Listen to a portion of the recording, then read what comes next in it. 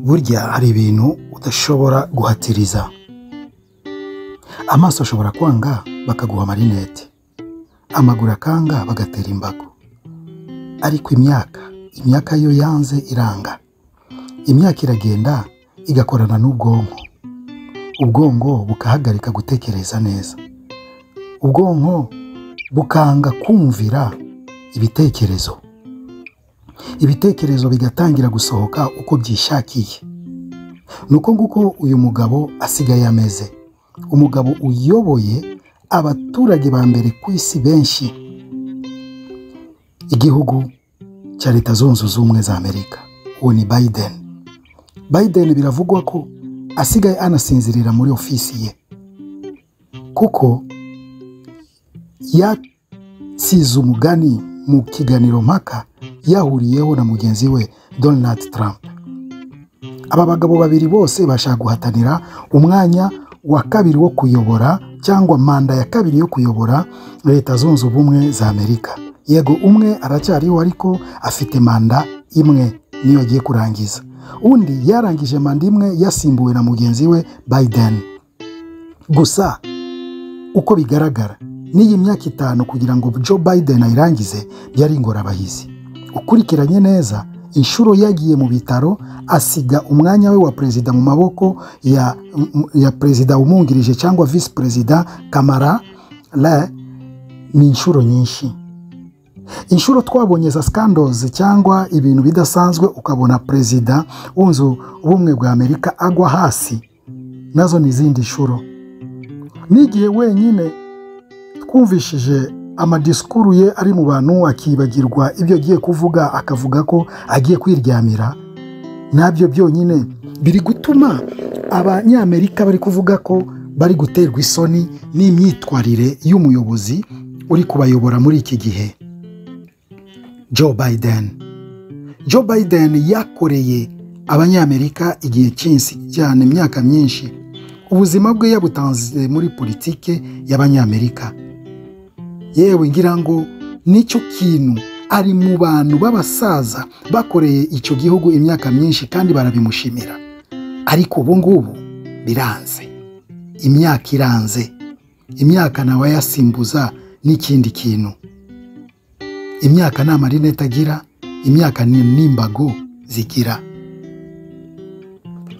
Joe Biden muri iki kiganiro mpaka yakoranye na Trump, abademokrate ariho parti aturukamo barababaye cyane, bavuga ko yabashebeje cyane bikomeye mbere ya Donald Trump n'abanyamerika bose, ku buryo bonyine batangiye gutekereza ukuntu bashobora kumusimbuza kuri uwo mwanya w'umukandida kugira ngo barebe ko nibura bashobora kubona amanota ashobora kubarengera muri iyindi manda. Ariko se birashoboka? Aho ngaho niyo habaye ikibazo. Ikibazo kiraza kuba kuko nta nundi muntu n'umwe ashobora gufata icyo cyemezo cyo kumusimbura mu gihe bamaze kumutorera iyo manda yo kuvuga ko ari we ugomba kubahagararira muri ayo matora, keretse ari we wenyine avuze ko ibi bintu ndabona nanjye ku mubiri wanjye no mu mutwe wanjye ndi kumva ko ntago nkibishoboye, mu ndeke nduhuke dushireho undi. Mu by'ukuri bagitangira gusa izabukuru zahise zitangira kugaragara. Avuga, ategwa, adidimanga, adafite imbaraga, ijwi nirisohoke, ibyo avuze nibyumvikana, ku buryo na mugenzi we bari barimo guhatana hari igihe yabazaga n'abanyamakuru akavuga, ese mwebwe muri kumva ibyo ari kuvuga? Ikiganiro cyarenze kirangira, abantu bose bakurikiranaga icyo kiganiro bari ku ruhande rwe n'abatari ku ruhande rwe. Inkuru yari imwe yumvikana ukuntu Joe Biden yasebye cyangwa yasebeje parti ye n'abanyamerika. Bari kwibaza ukuntu iyindi myaka 5 bagiye kumuha koko ni yiki. Kubera iki uwo muryango koko cyangwa iri shaka rye ry'abademokrate ryahisemo uyu nguyu kandi babona ko ari umusaza nta mbaraga agifite, kandi ese nta wundi muntu koko bafite wakagombye gufata uyu mwanya, cyangwa ni bya bindi byabo gusa kuzuza umuhango ngo nawe amare iyo myaka 8 cyangwa izo manda 2 binjire gusa mu mateka? Ndababwije ukuri, nyuma y'iki kiganiro nta yindi nkuru yabaye mu bitangazamakuru bikomeye byose, nta yindi nkuru yavuze ku isi, nta n'uwitaye ku buryo Trump yatsinze Biden muri icyo kiganiro mpaka. Ahubwo inkuru yari gusa yahindutse iba ku bushobozi buke bwa Joe Biden kubera ubusaza. Nibyo gusa bari barimo kwiganirira, nibyo gusa n'abanaliste bakomeye barimo kuvuga, nta kindi. Batangaye n'ukuntu bari kubona umusaza nk'uyu nguyu imyaka yaramujyanye, ariko bagatsimbarara gusa ko akomeza kuyobora. Nta gatsiki. Reka tubahe ikaze kuri Kigali Line Update. Kora subscribe rwose nimba utarayikora. Tera like, comment, unasharinge iki kiganiro kugira ngo kigere ku bandi bantu benshi. Amakuru cyane gikomeye muri Amerika gitegura ibi biganiro, kirabitegura buri gihe iyo agiye kuba amatora, igategura ibiganiro mpaka byabaye umuco mu gihugu cy'Abanyamerika, aho abakandida babiri bagomba guhatana baza bakavuga ibitekerezo byabo mbere y'abanyamakuru n'abaturage, bahereza ibibazo nabo bakabisubiza. Ariko ibintu byinshi cyane usanga bari kureba, ni gute umuntu yinjiye, ni gute umuntu yashubije, ni gute umuntu yitwaye imbere ya mugenzi we, ni gute umuntu ahagaze physically, ahagaze gute, ameze gute. Kuko muri ibi ngibi uzi ko hari abo babaye abaperezida kubera iki kiganiro gusa, bakabona ikihagariro ukuntu ahagaze ari Bogart, bakamuhitamo kubera ko ari Bogart gusa. Umunyamerika akavuga je ndashaka gutegekwa n'umuntu uhagaze kuriya. Ibyo bintu byose bitanga amanota. So niyo mpamvu babitanga mbere y'igihe muri komite ishinzwe gutegura umukandida kugira ngo bategure abakandida babo. Ariko ibintu byabaye muri iyi nshuro, abantu bari kwibaza ese abademokrate byabagendekeye gute? Dore ko bakinjira gusa, Biden yaje akinjira muri sare aratsikira, amanota ye ya mbere ahita arangirira aho ngaho.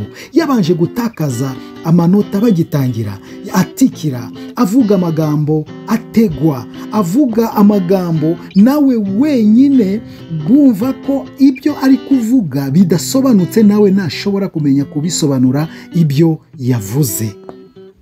Ku buryo biravugwa ko na mbere y'uko biba, bamwe bo muri shaka ryiwe b'abayobozi bakomeye bari batangiye kubona ko Joe Biden afite ikibazo mu bwonko kubera imyaka, atagifite ubushobozi bwo gutegeka indi manda, dore ko n'iyi manda indi ayirangije hamana. Batekerezaga ukuntu habaho undi muntu waza akamusimbura kuri uwo mwanya. No ku bakandida bari batanze biravugwa ko atari we wari watoye n'abarepublike cyane, ariko n'abademokrate. Nibeshye mvuga abarepublike n'abademokrate kuko Joe Biden aturuka mu ishaka ry'abademokrate. Dukomeze ikiganiro. Bamuhaye gusa kubera ko ari we perezida kandi afite iyo myaka myinshi aho ngaho. Gusa umuryango we umwinambyeho cyane, niwe umwifasheho cyane, umugore we n'abana be bari kwemeza isi ko aracyafite ubushobozi bwo kuyobora, nawe bakamwemeza yuko afite ubwenge, aracyahagaze neza bwo kuyobora icyo gihugu cy'igihangange. Ariko abari kurebera kure bakavuga hari iyindi myanzuro uyu mugabo ubwenge bwe butari kumuha ububasha bwo gufata icyo cyemezo, ku buryo bamuhaye indi manda ya 5 ni nkaho igihugu kigiye kwiyobora cyonyine. Joe Biden muri iki kiganiro yagaragaye akonje. Ikindi yagaragaye avuga interuro ntayirangize, akavuga igitekerezo ntakirangize, akahita asimbukira ku kindi na cya kindi abantu bataragisobanukirwa neza.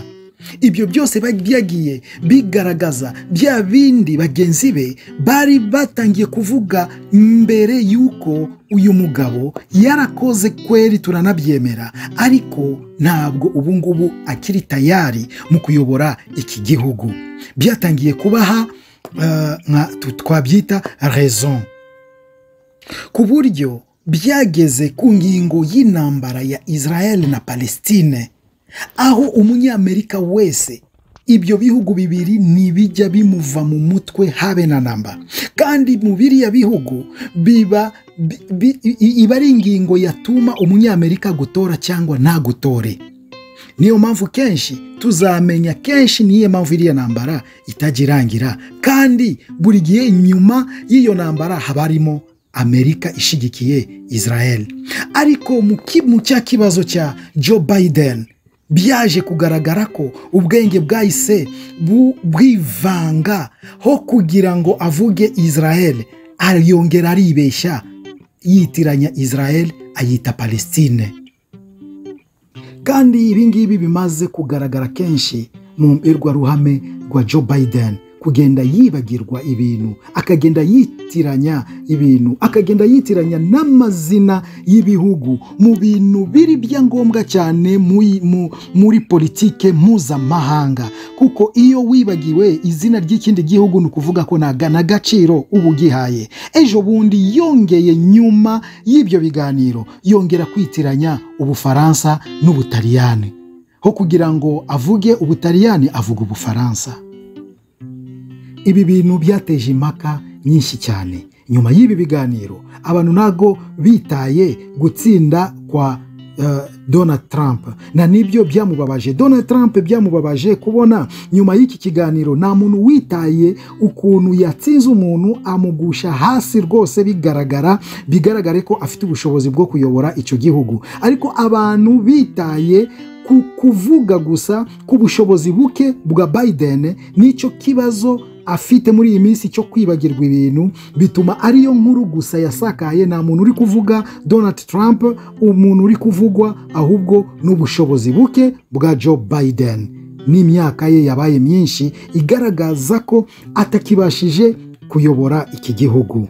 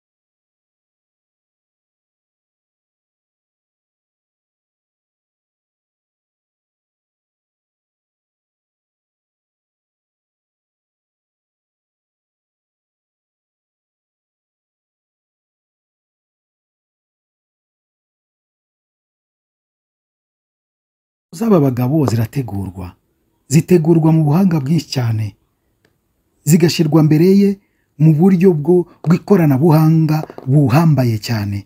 Nawe murabyumva, ni igihugu cya Amerika. Nimba ari ikoranabuhanga ridashobora gukora ikosa, ni aho ngaho.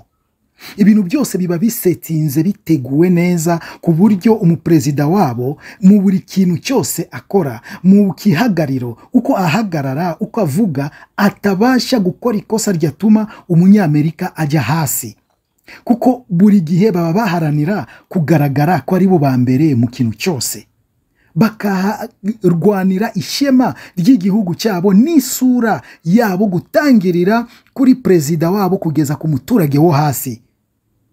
Ibyo bintu byose ni perezida aba byikoreye ku mutwe, kujyana icyubahiro cy'abanyamerika ku isi yose. Iyo akoze ikosa rero rihambaye, abanyamerika bose baba bababaye. Kwitiranya ibihugu by'inshuti na kuriya kandi bikomeye, ukitiranya amazina yabyo, biba bisobanuye ibintu byinshi. Biba bigaragaza kapasite y'umuperezida cyangwa umuyobozi mufite icyo gihe ukuntu imeze. Abanyamerika batangiye kwibaza, niki kitatubwira ko n'ibindi byemezo bibi tuba turimo ubu ngubu atari ibyo byemezo bitewe n'imitekerereze ye muri iki gihe. Aho ngaho Donald Trump yabashije no kumufatira kubera icyo kibazo, avuga n'iki kibazo gihari cy'intambara ya Ukraine n'Uburusiya ni kibazo gitewe n'imyaka cyangwa uko ubwenge bwe buri gutekereza muri iki gihe. Abwira abanyamerika, mutarebye nabi, igihugu cyacu kigiye gukora ikosa kishore isi yose mu ntambara y'isi. Kandi ni ibintu bishoboka cyane. Ni ibintu bishoboka cyane ku muntu afite imyaka ingana gutya, atakiyoborwa cyane n'ubwenge bwe, ariko ibitekerezo bisigaye biza nawe atazi uko bije, agafata umwanzuro gutyo. Kandi perezida iyo avuze abavuze. Ashobora rero kugusha isi yose, tureke na Amerika. Ashobora kugusha isi yose mu mutego cyangwa mu kibazo gishobora gukostinga isi n'abaturage batuye isi kubera imyaka ye afite.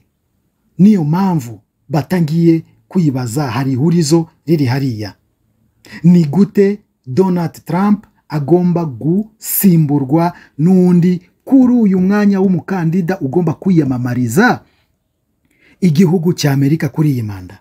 Ni zihe nzira bazakoresha kugira ngo Joe Biden yemere kwegura k'uwo mwanya, bashireho undi? Kandi umuryango we uracyamufasheho. Kandi biravugwa ko na undi muntu yumvira cyane atari umugore we n'umuhungu we. Kandi nibo bari kumwemeza ko aracyakomeye, aracyafite ubushobozi bwo kongera kuyobora iyindi manda y'imyaka 5. Ibi bintu bizagenda gute? Kuvuga kugira ngo bikunde, hariyo possibility ebyiri. Ya mbere ni yuwe wenyine ku giti cye yemera ko ubushobozi arabona ko ntabwo, akemera agatanga imihoho. Ya kabiri nuko bakoresha constitution y'igihugu cyabo. Kongre igaterana, bakavuga, bakemeza, bagatora ko perezida wabo barabona ko atagifite ubushobozi mentalement cyangwa mu mutwe bwo kubasha kuyobora igihugu cy'igihangange nka kiriya kubera imyaka ye afite. Bagatanga n'ibimenyetso. Joe Biden afite imyaka 81, Trump akagira 77. Nubwo bwa mbere muri Amerika hagiye guhatana abakandida babiri bose b'abasaza, ariko kuri Biden birengejeho, kuko ikibazo cye cyo mu bwonko n'ikibazo cy'umubiri kirimo kwigaragaza cyane, ku buryo abanyamerika batangiye kwibaza amaherezo cyangwa ejo hazaza h'igihugu cyabo hayobowe na Biden. Bose bari mu kibazo. Ubu ngubu mu matohoza arimo gukorwa bamenya iminsi isigaye kugira ngo batangire guhatana ku mwanya wa perezida wa Repubulika, barimo kugenda babaza abaturage ku bwinshi, ku bwiganje bw'ubwinshi bw'amajwi menshi, bari kugaragaza ko bafite ikibazo ku myaka n'ikibazo mu bwonko no ku mubiri biri kugaragara kuri Joe Biden. Bose bari gusaba ko byakabaye byiza ko bamuhindura bakazana undi umukandida wahatana k'uwo mwanya wo guhatanira kuba perezida w'icyo gihugu cy'igihangange, kuko bitari ibyo ntago bazi neza Amerika izaba itegekwa nande. Ese izategekwa n'umugore we ko ari gutsimbarara ko umugabo we akomeza, kandi babona ko ubushobozi ntabwo n'umuhungu we ari kumushigikira cyane, anavuga ko papa we aracyafite ubushobozi bwo gutegeka. Aho ngaho ni ikibazo gikomeye cyane, ikibazo gikomeranye abanyamerika. Ariko ubu ngubu batangiye gushira mu majwi ko hari abantu bari hafi cyane bashobora kumusimbura, kandi burya nta wundi. Uwo mugore ufite inkomoko mu birabura no mu bahinde, ari we vice perezida we, niwe perezida umwungirije, Kamala. Uwo mugore ubundi Biden yari yamutoranyije amubera umuperezida wungirije kubera gushaka amajwi mu birabura. Yarazwi cyane, azwi cyane, kandi azi gukora, ni umukozi rwose bigaragara. No muri partiye cyangwa mu ishaka ryabo ry'abademokrate, benshi ku bwiganje ari we bashakaga ko kuri iyi manda ari we wiyamamaza. Niyo babonaga ko afite energy, imbaraga, afite n'ubwenge, ashobora kuhatana n'uyu Trump ari kuza n'umwijinya mwinshi cyane, ashaka kwisubiza umwanya we wa perezida hariya mu ba Republican. Ariko kubera icyubahiro, sizo ukuntu bari abantu bakora, bahise babiha amahirwe kandi ya kabiri uyu mugabo w'umusaza Joe Biden. Ibi bintu bizagenda gute? Abanyamerika bazitwaramo gute? Bazemera bamukurereho icyizere kugira ngo babashe kuzamura icyubahiro cyabo, cyangwa bazafata riske bagendane n'uyu musaza, noneho bazirengere ibibazo byose bazahura nabyo?